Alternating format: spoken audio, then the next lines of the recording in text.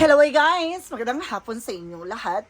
I am Chin Rodriguez from sa Greek channel, a Fidi Lorenzo at Reader. So ngayong kahapon na to, tingnan natin ano kayang gusto sabihin ng ating mga gabay. So this is a monthly gabay for the month of June 2026 for the sign of Leo. So Leo, welcome to my channel. Ano kayang messages, advices ng spirit guides ang ating masasagap for today's video? Kanino kayang energy or kaganapan sa buhay ng mga Leo signs ang ating mga girap. So guys, this reading is a general reading lamang, hindi lahat makaka-resonate, kunin lang ang makaka-relate sa inyo.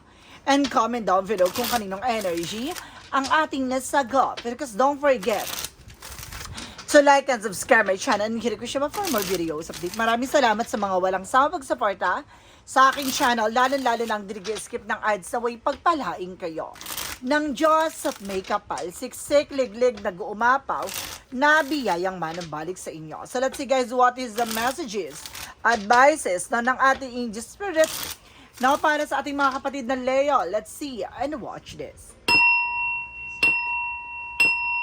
Hagilapin natin at tuklasin natin maaaring masagap natin sa energy ng mga Leo signs. Oh, there's a star card. Now, there's a star card representing healing and recovery. So, may mga bagay na maaaring magkaroon ng kagalingan. No, sitwasyon man to, kalusugan, relasyon. No, there's something healing and recovery. And of course, there's something a night, of course, there's an offer. May offer daw na darating. Now, there's a proposal coming in. Now, there's an email, a messages, phone call. What is it your messages?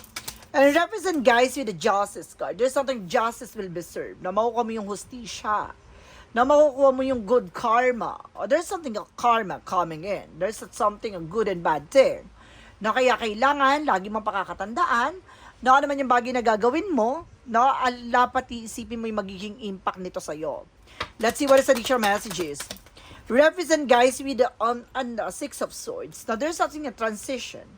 Now, may mga bagay na maaaring makakalis ka na sa hindi maganda sitwasyon.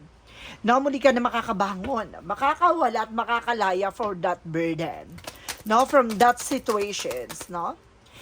And of course, there's something an 8 of Wands. So, there's something an information, communication coming in. Some of you makakatanggap ka ng phone call, messages, a lot of transactions. No, makakaalis ka na. Some of you, kung gusto mong makibang bansa, there's a possibility na makakaalis ka na. Na makakatanggap ka ng message, email. And there's a temperance with a divine intervention. Paalala sa ating divine na kailangan mong mahabaan ng pasensya. No, kumalma. No, wag magmadali. No, just wait for a moment. What is the star card is all about? There's a death card. So there is an ending and a new beginning. So with the star card, there's an healing. So magkakaroon talaga ng healing dito guys. At magkakaroon talaga ng mga pagtatapos sa eksena. So talagang bagay na maaring magdala ng kagalingan. No? Meron ditong sitwasyon na maaring matatapos na matutuldukan na. Now let's see what is the Knight of Cups. Represent with the Three of Cups. Now there's something a celebration. There's something a third party coming in, guys. May third party ako nasa-sense dito. Now there's an offer. Mag-ingat kayo sa pagtanggap ng pagkain o inumin na galing sa ibang tao. Now meron ditong namatay with a death card. Now meron ditong na shaggy. Now maaring mahal nyo sa buhay. There's a cross-watcher out there. Maaring person mo or maaring kumaga there's something connected na malapit sa inyo. With a star card, there's something healing. So maaring meron ditong ginawa or ginamit. Now there's a water. Ako nasa-sense or inumin like coffee, tea, or something of water. No, na maaring ginamit no para gawa ng eksena tong person mo. No, it's either lasunin, no. Now, what is the Justice card? Represent with a chart card for action and movement. Magkakaroon ng changes and developments sa situations mo. Now, there's the taking actions. Now, with the Justice card, there's something curses. Okay, so maaring may mga bagay na kailangan mong kumilos gumalaw. There's a two joining forces with the negative and positive sides. Now, mayroong bagay na maaaring magdala no, ng kaliwanagan sa situations mo. There's a movement. May paggalaw ng sitwasyon. Ibig sabihin, matutuklasan mo or malalaman mo. Some of nowhere. What is the Six of Swords? Now, represent with the Judgment. This is something a week ago. Now, pinapaalalahanan ka na dito, pay attention. Na mag-pay attention ka dito dahil may ibrong bagay na maaaring magbago na. No? Magbabago na situations mo. Na mayroong bagay na kailangan mo protection na ingatan dito. What is the Eight of Wands? The Eight of Wands are represented with the Page of Cups. Now, listen to your intuition and listen to your gut feeling. So, mag-ingat ka na sa mga kumukuha ng information sa'yo. Na kahit ka mag-anak mo man ng to or kaibigan mo, kailangan mo pag-ingatan. No? Dahil some of them, no, there is something in evil eye. Or there's an inggit era. Na meron dito naghuhugas kamay, meron dito parang nagmamaang-maangan, yun pala, isa siya sa sumasalbay sa inyo, or gumagawa ng eksena sa inyo. What is the Temperance? The Temperance represent, guys, with the Four of Swords. So there's something arrest. There's a habituation.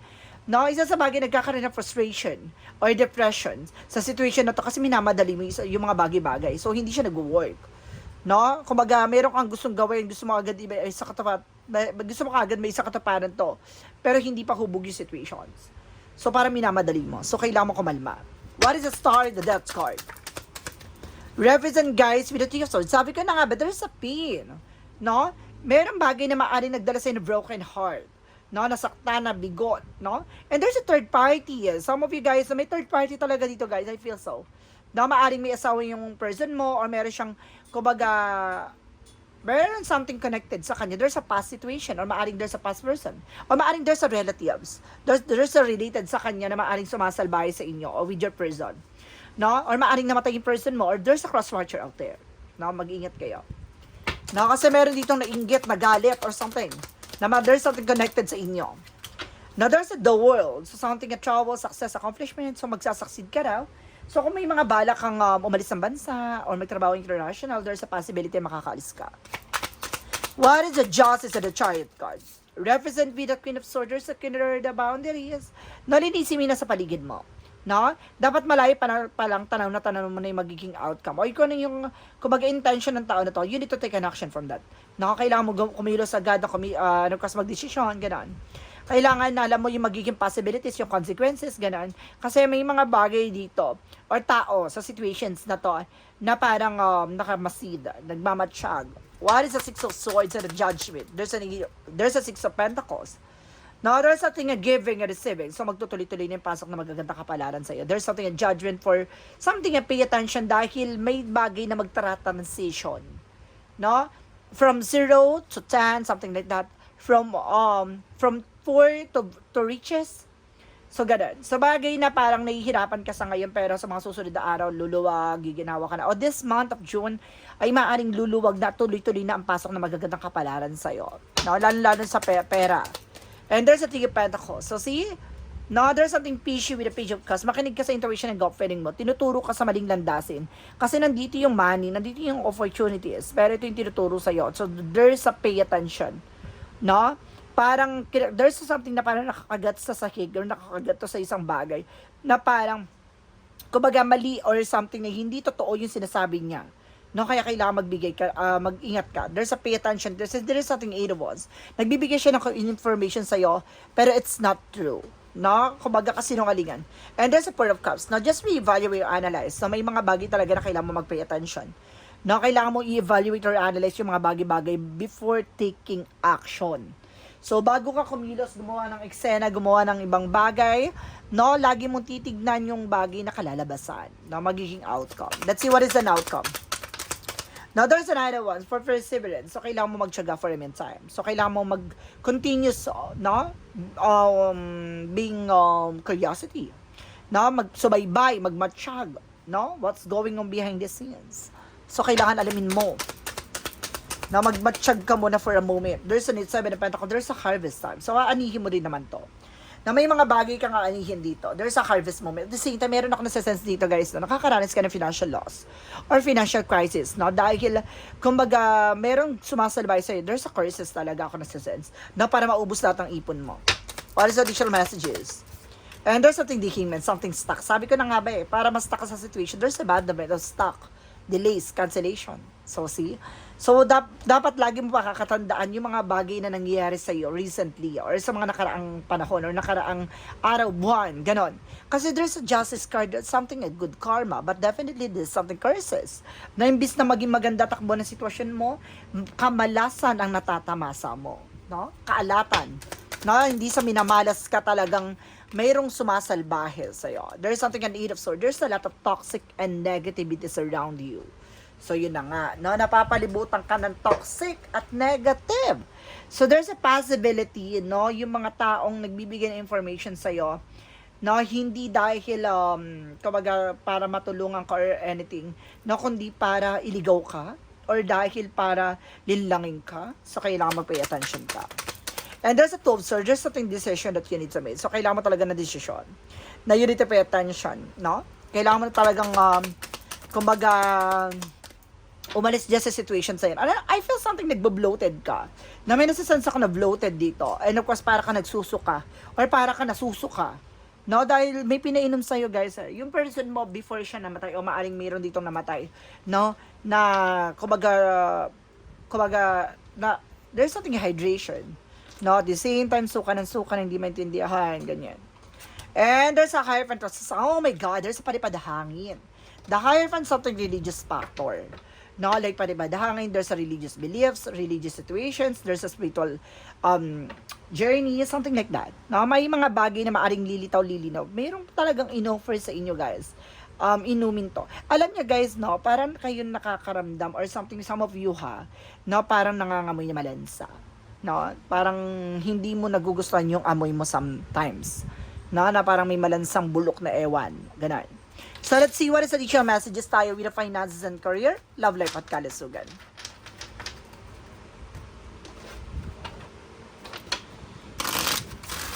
So, let's see what is the finances and career, love life at kalusugan. So, there's a Sun card, there's a pure positive outcome. So, may mga bagay na maaaring mas magiging positibo ang kalalabasan, na mas magiging maganda ang mga kaganapan pagdating sa finances mo. There's a purification, the way na parang lilinisin, tatanggalin yung toxic at negative sa'yo. And there's a 12 cups na partnership. So, ibig sabihin, there's something connected sa inyo, dalawa na person mo, na mayroong partnership na magdadala sa'yo talaga ng long-term success. And there's a Knight of Swords, na bibilis sa ang takbo na situations, na talagang magtatagumpay ka sa mga susunod na eksena. There's a Seven of Swords, no? There's something in cheating, lying on you. There's an enemy, letter E, may letter E. So, there's a possibility na meron ditong enemy. Nakasubaybay sa'yo. There's a stalking watching at you. No, looking out, watching at you. So, mag-ingat ka. May nagsusubaybay sa'yo. No, meron dito para kang nililin lang, no? Merong, kumbaga, kinukuha ang yung attention. So, kinukuha yung information sa'yo. And this is the Queen of Pentacles. Be mature enough and being grounded pagdating sa finances mo. And there's a tendency with sabotage, sabi ko na, may sumasabotahe sa'yo. May tumatraidor sa inyo pagdating sa finances and career. Para, kumbaga, guluhin, lilangin, lituhin, patagalin, at guluhin at siraan, no? Ano man yung bagay na meron kayo. Pagdating sa love life, no, there's something at Knight of Pentacles. Maging slow and steady at secure kayo sa mga kinakain nyo, sa iniinom nyo. There's a Four of Pentacles, saving and protecting. Protection nyo ang isa't isa. May naiinggit sa inyong relasyon, sa inyong pamilya. There's an Eight of Wands. So, the Eight of Pentacles, there's something of focus. Mag-focus kayo sa ginagawa nyo. Continue what you're doing. There's something the lovers, meron na dito nakakulong sa situation. So, ibig sabihin, isa sa inyong dalawa ng person may ginagawa. Meron sumasalbahay sa inyo, guys. No? I feel something third party to, guys. No? It's either an ex or family related. There's a Five of Pentacles. No? Nakakaranas kayo ng financial loss o financial crisis. Nasa karmic relationship kayo. No? There's an Emperor. Just being mature enough and being grounded. So, kailangan maging mature ka. No? Huwag ka makikinig sa mga nasa paligid mo. Kasi some of you guys, no, parang pinaiikot kayo nitong tao na to. No, there's a High Priestess. May hidden agenda. There's a potion. At meron dito nakatirik na kandila na talagang, kumbaga, nilalason kayo at, kumbaga, inuunti-unti kayo. No? May pagtirik na kandila. Na pagdating sa kalusugan, there's something at Two of Pentacles with a balance. So, kailangan nyo maging balance, no? Sa mga kinakain nyo, sa mga iniinom nyo. And the Ace of Swords na kailangan nyo putulin yung nakaaring makakasugat or, kumbaga, nakakapanakit sa inyo. Ibig sabihin, nasa paligid nyo lang talaga. Na malapit lang to. Kasi hindi kayo masusugatan ng malayuan So, masusugatan kayo ng malapitan. So, ibig sabihin, nasa paligid to, nahahawakan kayo, nalalapitan kayo. And the King of Wands, something vision, may hinala ka na. May hinala ka na. There's the Queen of Wands. Kailangan mo lang lakasan ng loob mo, maging matapang dito. Now, there's a Ace of Wands, something a plan. So, meron kang plano dito. Kailangan mo lang makawala sa comfort zone, sa mga bagay na kinakatakutan mo. Kailangan mo harapin yan. There's a Hermit card, spiritual awakening. na spiritual journey. So talagang it's all about spirituality. So talagang ginagawa kahit sinasabay kayo dito. Nakita niya, nakatumbok ko. No? Traidor sa finances mo, may hidden agenda sa relasyon nyo, there's something connected. Ibig sabihin, sa inyong dalawa na person ay konektado ang gumagawa sa inyo. There's a hermit card. Kailangan mong linawin yan. No? Kailangan mo makawala dyan sa situations na yan. No? Talagang ginagambala kayo at sinasalbay kayo. So, mo nawawalan ka ng gana. No? Nagkakaroon ka ng, kumbaga parang loss of interest. Ganon. No? Parang parang tinatamad ka sa ganito, ganyan. May ganong eksena sa'yo. So, let's see. What is an angel's faith messages? No? Gabay naman tayo. Sa ating gabay, guys. No? Na-miss niyo ba to, guys, yung reading natin? With the Money Move Oracle deck. With the Money Move Oracle deck represent with the spiritual work. So, there's something you're light worker. Or talaga may ginagawa dito, guys. No? There's a spirituality. No? May gumagawa talaga at sumasalbahin sa'yo dito. So, let's see what is an angel's number. Represent what? There is an 11-11 with a wish coming true. So, may mga bagay na matutupad na sa inihiling mo. You're in for a lucky break. It may come a happy news. Experience new opportunities or an exciting acquaintance. You will find yourself in the right place at the right time. It's not coincident, but a gift from the universe. So, meron talagang bagay na pinapahiwatig sa'yo dito. Kailangan mo ma-realize on your own na may mga pangarap ka na maaaring may sa katuparan, but you have to patient, no? Kailangan mong habaan ng pasensya mo, no? Pasensya mo. What is the magical fire messages? There's a new home. So, kailangan mo lumipat talaga ng bahay. So, ibig sabihin, ang toxic and negative ay maaaring nasa paligid nila. Kung hindi mo to biyanan, bilas, or maaaring nasa paligid mo to, there's something related sa inyo. There's a new home. Kailangan nyo lumipat ng bahay. And there's a perfect timing. So, this is the perfect timing for you guys. What is the yin and yang oracle card? What is the yin and yang oracle card represent what? Represent with the Ace of Fire. Leo, Aries, Sagittarius. So, see? Since same kayo ng energy, baka parehas kayo ng person mo ng fire sign. And there's a regret, disappointment. Gusto nito parang mag-disappoint ka sa lahat ng bagay. Or may mga disappointment ka nararanasan as of now. So, let's see what is the synchronicities represent what? For synchronicities, represent with a marriage. Na meron ditong kasal na or ikakasal ka na. Now, there's a music. No? Maaaring makakatulong ang music for healing energy. For inspirational music. No? What is the synchronicities? A synchronicities represent what? There's a journey. So, marami kang bagay na pagdadaan talaga. No? There's something a right direction or path, no, na maaaring magdala sa iyo para maging matagumpay ka. No, parang parang bangka or barko na dadaan ka sa tubig na marami kayong alon na talagang dapat lagpasan. And there's something resilience. So, kailangan mo magtiyaga. Magpatuloy talaga sa iyong ginagawa. There's a resilience. No, hindi pwedeng back and forth, pabago-bago ng isip, knowledge, no? Kailangan, isa lang yung perspective na gusto mo talaga mangyari sa buhay mo. Yung, kumbaga, may goal ka dapat. What is Archangel Michael messages? The touch from this situation. Kailangan makaalis ka sa hindi maganda situations. Tatlo. The touch from these situations. Your children are watched over by angels. Sabi ni Archangel Michael. At sinasabi ni Archangel Michael, shield yourself. Na protection mo yung sarili mo. Now, what is a Jesus-loving quote said? No? Alamin natin na mensahe sa iyo ng ating Panginoong Hesukristo. A Jesus-loving quote said, "Be of a good comfort, your faith has made you well." Bubuin ka dito ng yung pananampalataya, maging mabuti ka sa lahat ng bagay, no? Sa lahat ng panahon, sa lahat ng pagkakataon, sa lahat ng tao sa paligid mo, no? Kumbaga, hindi man sila naging mabuti sa yon, maging mabuti ka sa lahat ng bagay, no? At hindi ka papakawalan or something na parang hindi ka pababayaan ng ating Panginoon dito, no? God is always on your side. So, kailangan mo lang magdasal para mailayo ka sa mga negatibong tao. So, guys, this is something a monthly gabay or monthly pasilip for the month of June 2026 for the sign of Leo. So, Leo, maraming salamat for this wonderful reading. So, once again, this reading is a general reading lamang, hindi lahat makaka-resonate, kunin lang ang makaka-relate sa inyo. and comment down below kung kaninong energy ang ating nasagot. And because don't forget to like and subscribe my channel and hit ko siya for more videos update. Maraming salamat sa mga walang sawang pag-support sa aking channel. Lalo-lalo nang dinigi-skip ng ads away pagpalaing kayo. Nang Diyos at may kapal siksik liglig nag-uumapaw, nabiyayang manang balik sa inyo. Maraming salamat and see you the next video. Bye-bye and babush.